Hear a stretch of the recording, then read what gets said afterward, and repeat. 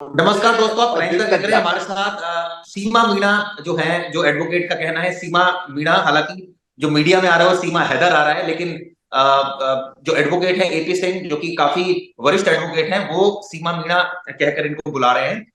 हमारे साथ सीमा मीणा भी जुड़ी हैं, साथ में हमारे साथ जुड़े हैं एपी सिंह साहब भी। सबसे पहले एपी सिंह साहब से बात करते हैं। सर, आपकी तरफ से कल एक चीज क्लियर की गई कि सीमा जो है वो अब फिल्मों में काम नहीं करेगी।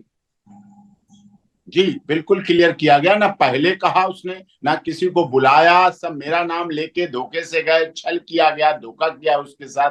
सीमा अभी एटीएस की जांच में है, जांच हो रही है, कार्रवाई चल रही है, कोर्ट की प्रोसीडिंग हो, देश के महामहिम राष्ट्रपति जी क्या याचिका लगी हुई है उसकी। तो इस तरह से कोई किसी फिल्म में बनाने में नहीं भाग ले रही, ना बुला रही है, ना कोई राजनीतिक दल में जा रही है। होता क्या, राजनीतिक दल वाले क्या करते हैं, कुछ कुछ यूं करते हैं, उसके जख्मों का इलाज मरहम भी लगाते हैं कांटों की नोक से। कहा सीमा को, सुबह कह दिया सीमा को पार्टी टिकट देगी, शाम को क्या बोलते हैं, उसी के अध्यक्ष मुखिया बोलते हैं टिकट देंगे सीमा को, पाकिस्तान का टिकट देंगे। तो सोचिए, ऐसी बातें, ऐसी चर्चा, ऐसा विषय इतना दुखद लगता है, इतना गलत लगता है कि बहुत मन भारी हो जाता है। इसलिए ऐसी कोई किसी तरह की चर्चा नहीं। सीमा भी अपने पति के साथ रह रही है, रघुपुरा में रही है। हाँ, कल सीमा ने हमारे देश के माननीय प्रधानमंत्री मोदी जी के मुताबिक, उत्तर प्रदेश के माननीय मुख्यमंत्री, यशस्वी मुख्यमंत्री महाराज जी के मुताबिक, घर घर तिरंगा, हर घर तिरंगा। और सीमा ने तो उस तिरंगा को अपने परिधान में भी रखा है, और उस तिरंगा को केवल अपने कपड़ों में और परिधान में नहीं रखा। सीमा ने इस तिरंगे को, राष्ट्रीय ध्वज को अपने जीवन में भी अपनाया है। भारत माता बिल्कुल की एपी सिंह मुंह से साहब, ये भी बोला आपका है, इस भारत समय माता कहूंगा, के दिल से जिस बोला तरह है। से आपने निर्भया केस को भी, मुझे याद है अच्छी तरह, मैंने उसको भी फॉलो किया था। अब आप सीमा मीणा और सीमा हैदर के केस को फॉलो करते हैं। सीधा सीमा हैदर से बात करते हैं। सीमा, आप अपना स्टैंड क्लियर कीजिए। आपके जो एडवोकेट है, बड़े सीनियर एडवोकेट हैं, काफी एक्सपीरियंस है एपी सिंह साहब को। आपका क्या इस पर स्टैंड है? जो फिल्मों की बात आई निकल कर, उस पर आपका क्या कहना है? सर पहले तो मैं भी रिक्वेस्ट करूंगी आप सबसे कि मुझे सीमा मीना ही बुलाया जाए, क्योंकि मैं इनकी पत्नी हूँ। तो ये मेरे लिए ठीक है। समान, मेरे को सीमा मीना बुलाता है तो मेरा दिल खुश हो जाता है कि मेरे पति से मुझे मेरी पहचान है। और हम्म। दूसरी बात ये है, तो सर के सही बात है, उन्होंने हमें वकील सर का ही नाम, छोटे पापा हमारे हैं, उनके चाचा, उनसे ही बात करती, वकील साहब के नाम से ही, वो वकील साहब के नाम से आते कि एपी सर वकील ने हमको भेजा है, उनसे हम बात करके आए हैं। तो जैसे कि वकील साहब तो हमारे मसीहा जैसे हैं, तो उनकी कोई भी हर बात हमारे लिए बहुत बड़ी होती है, तो इसलिए हमने उनको बुलाया, इज्जत दी, बिठाया, मैंने उनके पाँव भी छुए बिल्कुल। और जो उन्होंने छोटी क्लिप बनाई, वीडियो बनाई, तो वो भी उन्होंने वकील साहब के नाम से बनाया, और मीडिया एक भी नहीं थी। उन्होंने अपने फोन से वीडियो बनाई, उन्होंने अपने फोन से वीडियो बना के डाली, और छोटी वीडियो वो उन्होंने अपने ही फोन में बनाई कि मैं रखूंगा, जब आपकी क्लीन चिट नागरिकता की बात होगी उसके बाद ये बात होगी। ये नहीं, ना मैंने साइन करा, ना पैसों की बात हुई, ना ही मुझे पता था कि कौन सा रोल देगा, कौन सी चीजें देगा। पहले मैंने को पता मुझे कुछ आता नहीं, वो कहता आप चिंता मत करो, हम आपको सिखा देंगे। तो ऐसे इस वकील साहब के नाम से ही आते, ये धोखा उन्होंने हमें दिया। जब ये चले गए उनके बाद ही मैंने वकील सर से बात हुई हमारे रात में, तो वकील वकील सर को तो इन बात का पता ही नहीं था। तब तो मेरे पैरों तले जमीन निकल गई, ये क्या हो गया, वो कैसे धोखे से हमारे पास आ गई, मैं उनको जानती तक नहीं थी। तो एक धोखा ही था सर, मैं कोई फिल्मों में नहीं, काम तो नहीं। ये अब क्लियर है, आपका स्टैंड क्लियर है कि कोई ये आपके साथ जो है, जो अमित जानी है, उन्होंने आपको ऑफर किया, आपने बोला कि भाई मुझे नहीं पता, मुझे नहीं आती एक्टिंग करनी, तो आपने साफ साफ इनकार किया उनको?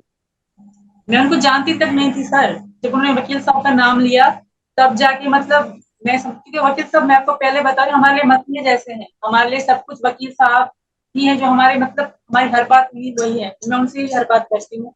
तो हमारी बात ना हो पाई थी, वकील साहब कहीं गए हुए थे, तो उन्हीं का ही नाम लेकर आए थे, और यही वजह थी कि मैंने उनके फोन में थोड़ी वीडियो बनवा ली, जो मैं कह रही हूँ कि हाँ, जैसे मतलब क्लीन चिट के बाद ये होगा, तो वकील साहब के नाम से ही कहा, तभी मैंने बनवा ली थोड़ी सी वीडियो उनसे। एक बीच में एक और खबर आ रही थी जिसमें एक शख्स हैं जो अभिषेक सोम है, जो कि समाजवादी पार्टी के नेता हैं, उन्होंने कोई टिकट आपके नाम पर बुक करके ट्विटर पर डाल दिया। क्या इस पर रिएक्शन है आपका? मुझे उनका तो पता ही नहीं था सर, ये तो बाद में मीडिया में बात पता पड़ी है। इन चीजों की तो मुझे समझ ही नहीं है। हम्म। सर आप वकील तो साहब की आपका बात स्टैंड अभी क्लियर है? एटीएस की अगर मैं जांच की बात करूं, वो तो जांच कर ही रही है, अभी तक कोई एक क्लियरिटी नहीं आई है। आपका स्टैंड क्या है अब जांच को लेकर? जांच में अभी आपसे एटीएस बार बार पूछताछ कर रही है, या बिल्कुल बंद हो गई है पूछताछ, अब बिल्कुल कोई आपको परेशानी नहीं हो रही है? सर ये बातें हमारे आप वकील से करें, उनको सारी जानकारी मैंने दे रखी है। तो बाकी जो पूछताछ जो भी कहेंगे, जैसे कानून कहेगा मैं वैसे करूँ। मेरा मन तो यही है, जैसे कानून कहेगा मैं सारी जिंदगी, ये सिर्फ ये नहीं, जांच तक, जब तक मेरी जिंदगी है मैं वैसे ही करूंगी जैसे कानून कहेगा। कानून के गलत में कभी नहीं जाऊंगी। जिस दायरे में मुझे रखना चाहेगा मैं सारी जिंदगी उस दायरे में ही रहूंगी। ये मेरा है और यही मेरा बस है। बाकी वकील साहब क्या बात है। कल आपको सीमा देखा गया, साड़ी में देखा गया, तिरंगा साड़ी में देखा गया। वकील साहब केपी सिंह साहब सीनियर एडवोकेट भी आपके साथ थे, सचिन भी आपके साथ थे। तो कल जो ये पूरा रविवार को एक ध्वजारोहण हुआ आपके घर पर हुआ, तो ये आपने ये एक प्रतीकात्मक रूप में किया, ये क्या इसका उद्देश्य क्या था करने का, ये मैं जानना चाहता हूँ। मैं हिंदुस्तान से मोहब्बत करती हूँ, मैं इंडियन हूँ, ये था। इसके अलावा लोग कुछ भी गलत कहें उससे मुझे कुछ नहीं, पर मेरे मन को तो पता है। मैं अब से नहीं, पिछले 2 साल से हिंदू धर्म में थी।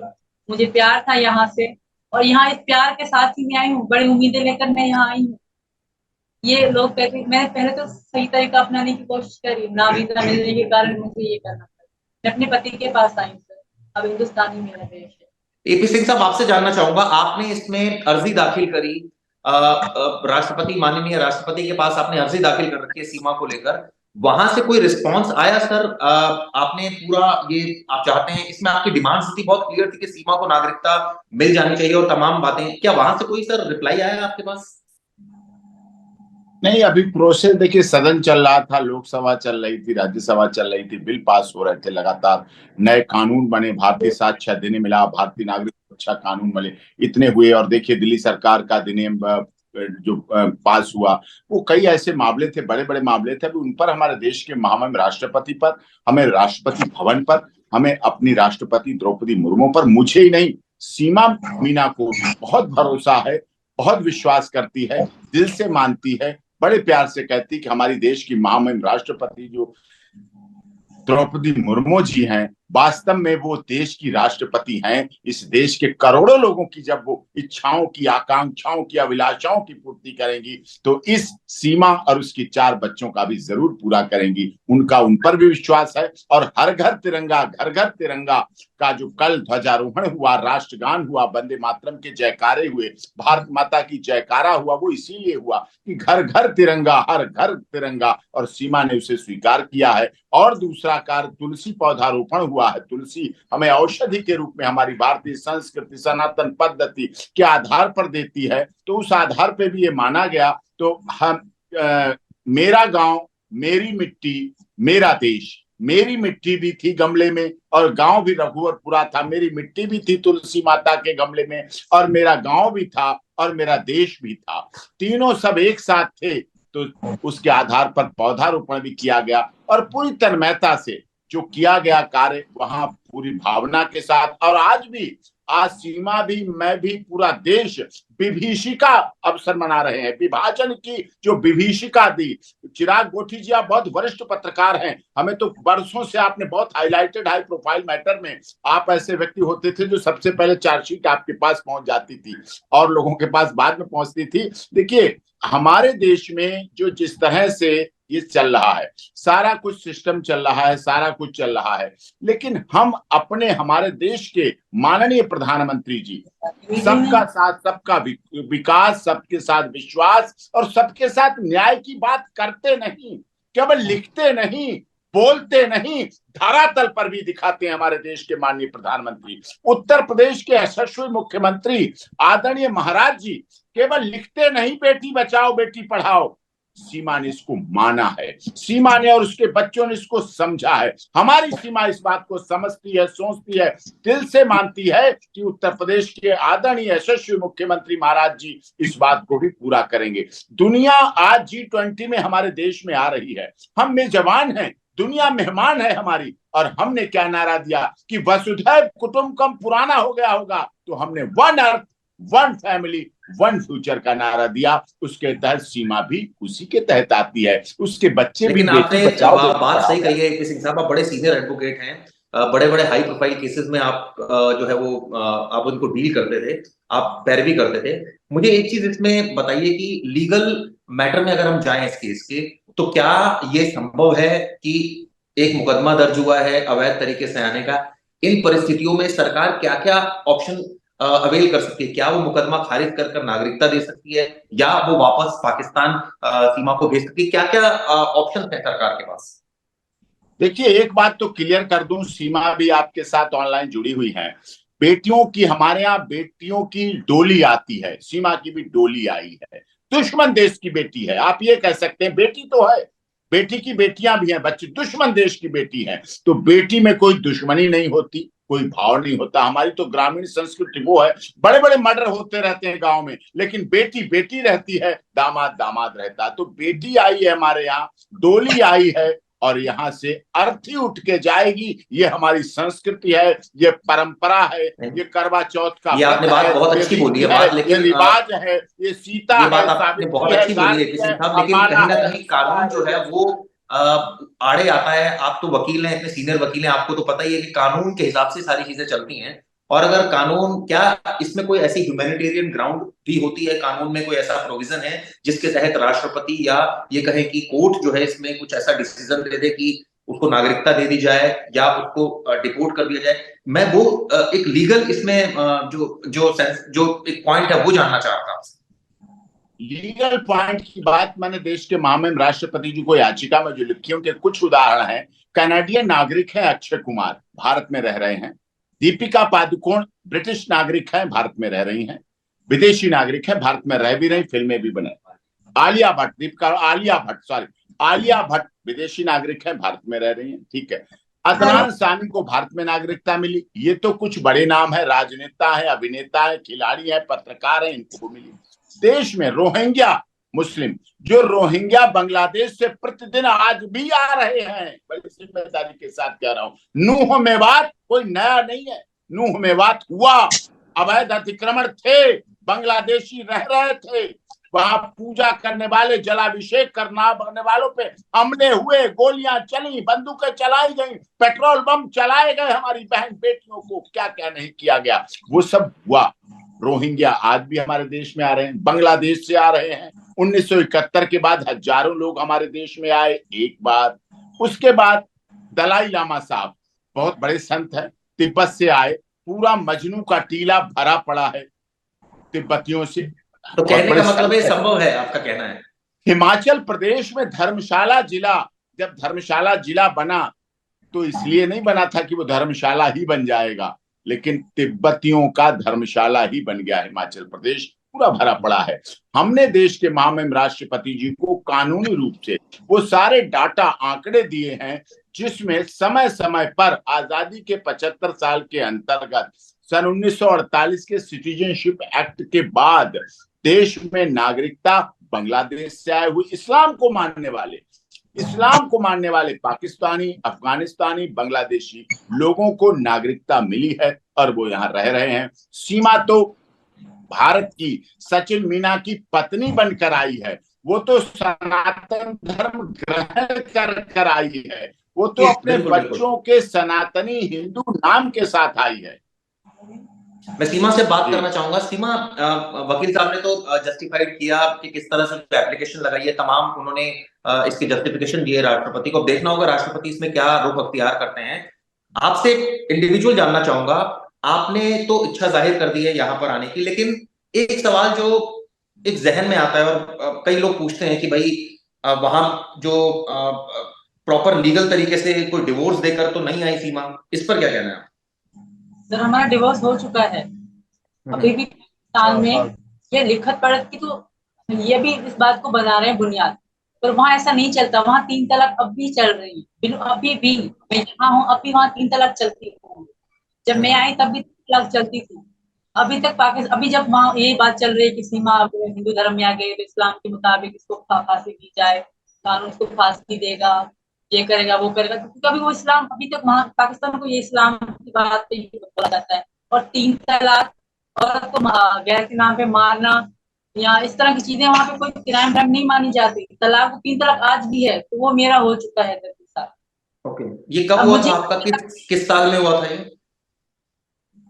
हमारा जब वो चले गए ना, 1 साल बाद ही हमारा तलाक हो चुका था। वो मुझे छोड़ के, हमारी लड़ाई के कारण वो छोड़ के जा चुके थे, तो हमेशा लड़ते थे।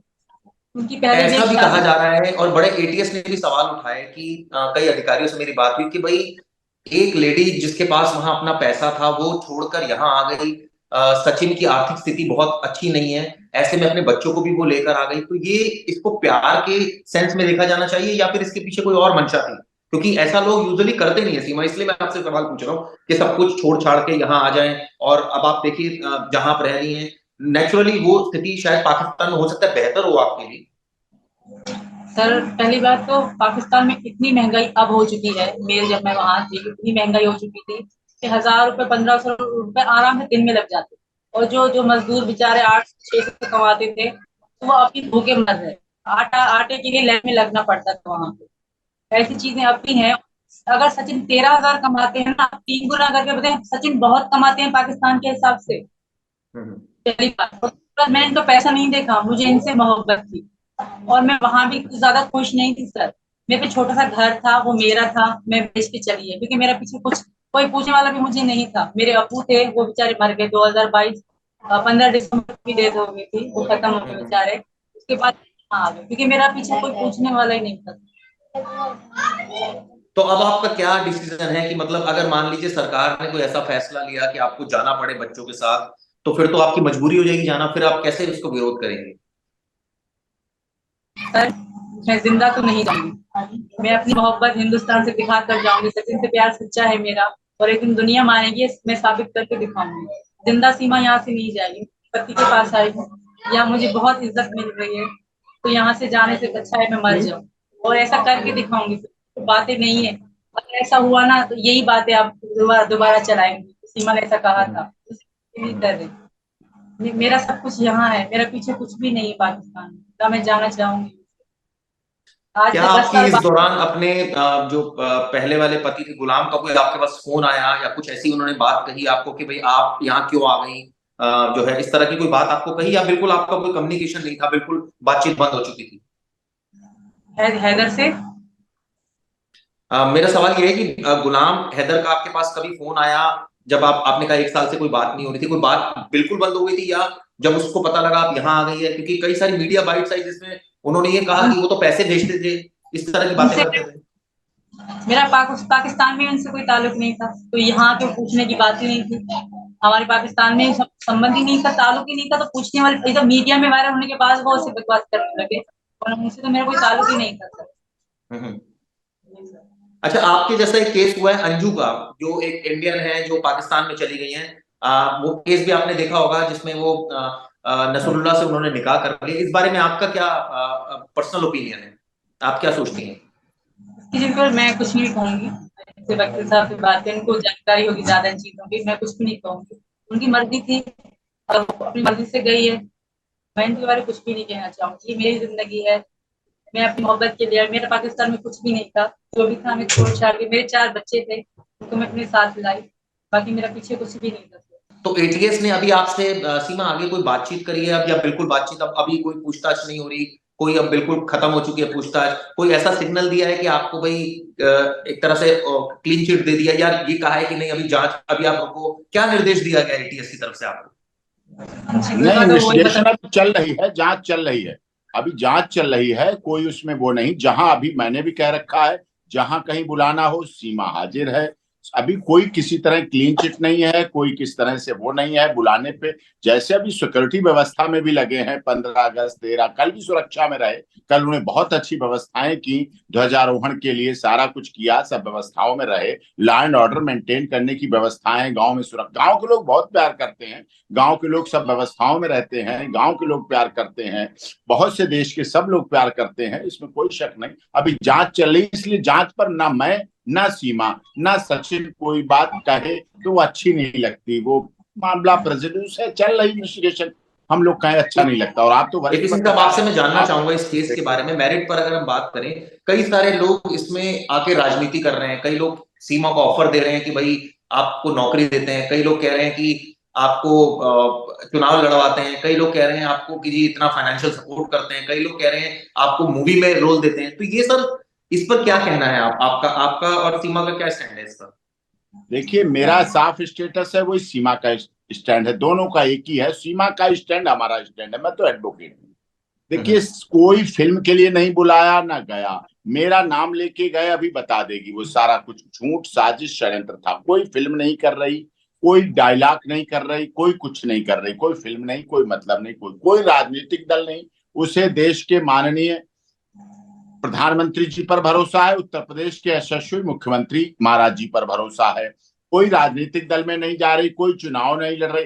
अरे पहले भारतीय लिखा जाएगा ना साहब, आप तो वरिष्ठ पत्रकार हैं, इलेक्शन कमीशन ऑफ इंडिया तभी तो हमारा नॉमिनेशन को करेगा। ये सब शोहरत, छोटी लोकप्रियता, सस्ती लोकप्रियता हासिल करने का ये है। और ये इस तरह से ऐसा कर देते हैं कुछ लोग, वो वही बात कहनी पड़ रही, कुछ कुछ यूं करते हैं, सीमा के जख्मों का इलाज मरहम भी लगाते हैं कांटों की नोक से। अरे उसने प्यार किया है इसलिए निडर है, उसके पे भी सवाल उठाते हैं। और प्यार करने वाले कभी डरते नहीं, और जो डरते हैं वो प्यार करते नहीं। 50-60 साल के हो जाते हैं, शादी कर नहीं पाते। तो प्यार तो प्यार है, उम्र तो उम्र है, तो प्यार किया है। और वो तो 7 समंदर पार, मैं तेरे पीछे पीछे आ गई, वो जुल्मी तेरी जान तेरे कदमों के नीचे आ गई। अब कदमों के नीचे भी सीमा आ गई, और कहां धरती में घुस जाए। धरती में तो जब ही घुसेगी, चिता के उसमें वेदी पे तो तभी बैठेगी जब सुहागन जाएगी।